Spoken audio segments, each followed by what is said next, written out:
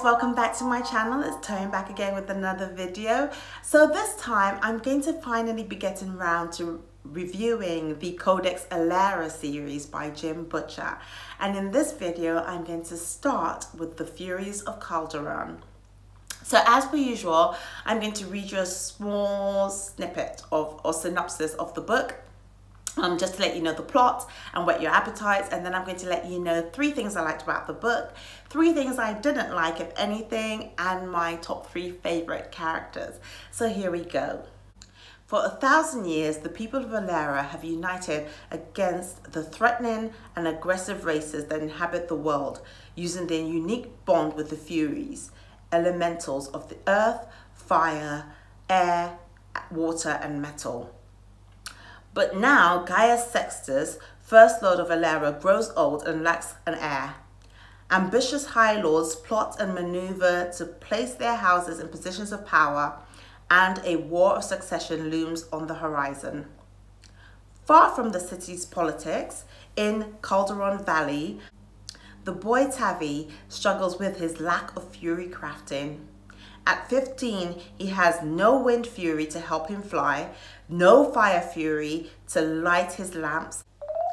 Yet, as the Alaran's most savage enemy, the Marat, return to the valley, he will discover that his destiny is much greater than he could ever have imagined.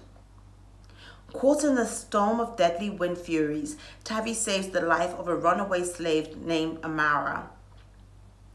But she is actually a spy for Gaius Sextus, sent to the valley to gather intelligence on traitors to the crown. These traitors may be in league with the barbaric Marat horde. And when the valley erupts in chaos, when rebels war with loyalists and Furies clash with Furies, Amara will find Tavi's courage and resourcefulness to be a power greater than any Fury, one that could turn the tides of war. So that has given you like a bit about the plot, but you know, first of all, I want to start off that the premise or the ideology behind these books is quite an interesting one, because Jim Butcher was basically you know, challenging his fans. He set a challenge to his fans, and he basically said that you could make a story out of any idea. And one of his fans said to him, really, you think you could make a story out of any idea? Could you make one out of the Roman Empire and Pokemon? And that's basically how the Furies of Calderon and the Codex Alera series was born. So it's quite, you know, different concepts like the Roman Empire and Pokemon. And I'm not very much familiar with Pokemon. I mean, I know that there's Pikachu and that's about it. And I tried playing that virtual reality poker game where you end up jumping on top of your couch and your settee and your chairs and your kitchen counters trying to catch the Pokemon. But I played that game once. It became something that I thought was a bit too addictive for my personality, and I put it to bed. But I like the idea that you could take something like a cartoon and an event in history and kind of fuse them together. And I think Jim Butcher did that beautifully well in this book.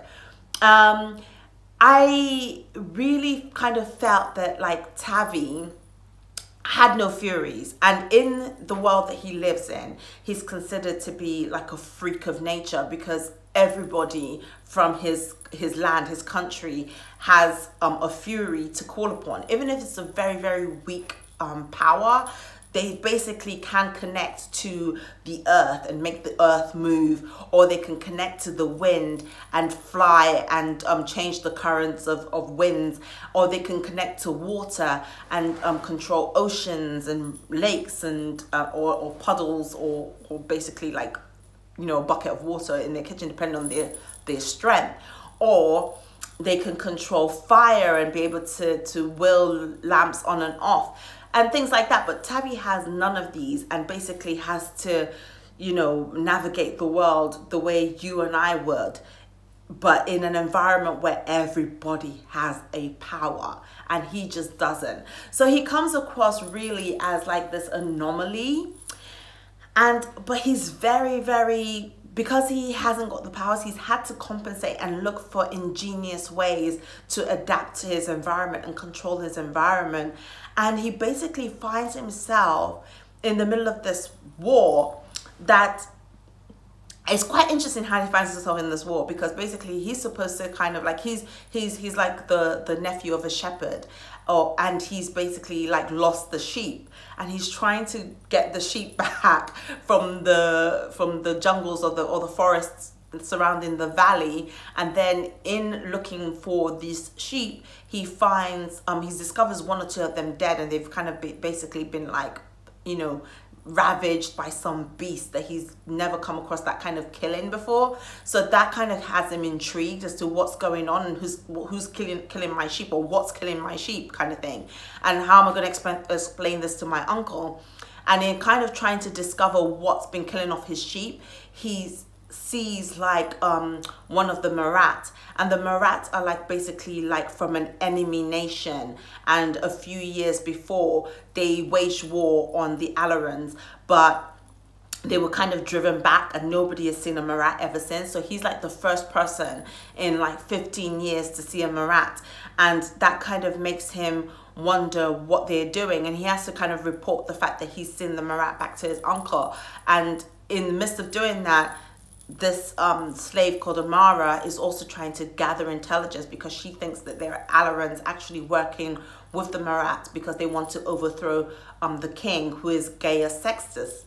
So it's very interesting, because there's a lot of political intrigue in this book. And it's very, very cleverly done. Do you know what I mean? So there are characters in the book that you really, really want to survive, but you know, you just don't know how they're going to survive the events. And then there are a lot of unsung heroes. There are a lot of kind of normal townsfolk that are kind of thrown into this like political war that is being waged within the 1% of their nation, but also a real physical war that is being waged with an enemy foe, so to speak. So I found that to be very, very, very interesting. The way that was told, it was brilliantly told. It was quite a meaty, chunky book, and I really enjoyed that. My favorite characters in this book were Tavi. I loved Tavi because he was just this young boy, but basically like the hero of his nation, but without powers. And it was just because of his ingenuity and his acumen and his cleverness and his basic instinct for survival that he was able to help his fellow countrymen navigate this war and put an end to it before it affected the rest of the nation. I loved Tavi. I thought that he was a very strong character, even though he was very young. I like the fact that he was still very much a boy in the book, and you could see the boy becoming a man in the book, and I thought that that was just so brilliantly well done. So Tavi was one of my favorite characters of all time. I thought he was lovely, and I just absolutely adored Tavi. My second favorite character was his Uncle Bernard.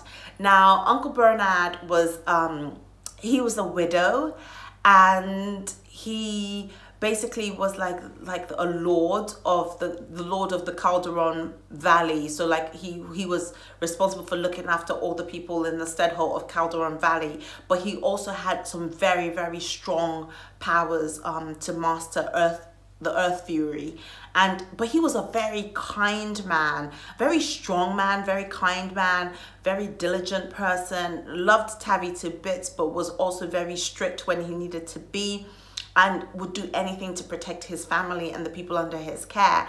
I really, really liked his character and enjoyed the way the character was progressed from this widow who was still mourning the death of his wife and child, and was able to find love in the midst of war. That element of it was really, really well done, and I just absolutely loved Bernard. I thought he was a beautifully described character. He was very strong, and I was very excited about that character. And my third favorite character is this one is a bit of a weird one. It's a bit of a toss-up between Amara, who was the slave, but we actually discovered that she's the spy, and Tavi's aunt Isana. Now, I loved both of them because even though they kind of conflicted with each other, they were pretty much the same type of woman. They were very, very strong. They also would do anything for the people that they cared about. Isana was such a powerful fury crafter. She was a very powerful water crafter, and she at times was able to bring people back from like the dead the way no other person could. And Isana, even though she always knew she was a strong fury crafter, circumstances made her powers grow beyond where they should. She was very dominant. She was very controlled.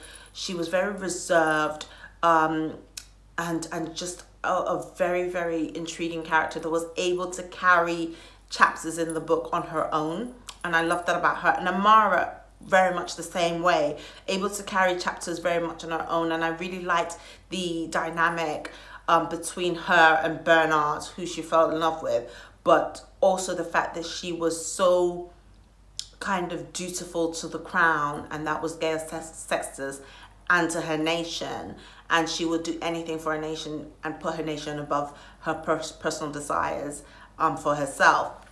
So I guess in this case, I didn't have 3 favorite characters, I had 4. So that was Tavi, Bernard, Amara, and Isana. And there were also other characters in the book that I really liked, like Odiana, the witch, the water witch in the book, and you know, Fidelis, who was another spy in the book, and Odiana's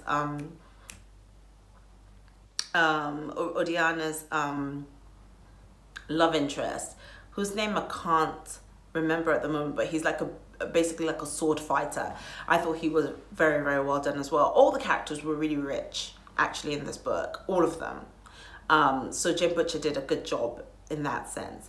There wasn't anything that I really didn't like about the book. It was a bit lengthy at times, but I didn't really feel that effect so much in this book, The Furies of Calderon. I felt it more in subsequent books, which I will talk about and I'll do a review for, but I just kind of felt it was a little bit too long. But I absolutely enjoyed the book. I loved it. I thought that the Marat and trying to understand their motivations, I thought that was very, very well explained in this book, and it compelled me to want to pick up the next book in the series. So yeah, so that's the only thing that I would say as a negative about the book, which isn't really a negative, to be honest, because I kind of talked my way around it. So yeah, I mean, please let me know what your thoughts are of The Furies of Calderon. Did you like it? Did you love Tavi as much as I did? Did you think Isana was a very strong character the way I did? And was Bernard a favorite of yours? Or did you like Odiana and other characters in the book a little bit more than I did? Please leave your comments down below. Please like, share, and subscribe. And hit the notification bell so that you can get updates when I upload new videos. I try to upload every Monday, Wednesday, and Friday. And yeah, so that's it. So for The Furies of Calderon, I will give this book a 4.1 out of 5. It was really, really good. I really enjoyed this book. I thought it was one of the best fantasy books that I've ever read. And it was really rich, and it was, I think I really just love the political intrigue in the book. I thought that was so well done. So yeah, let me know what your thoughts are, and until next time, bye.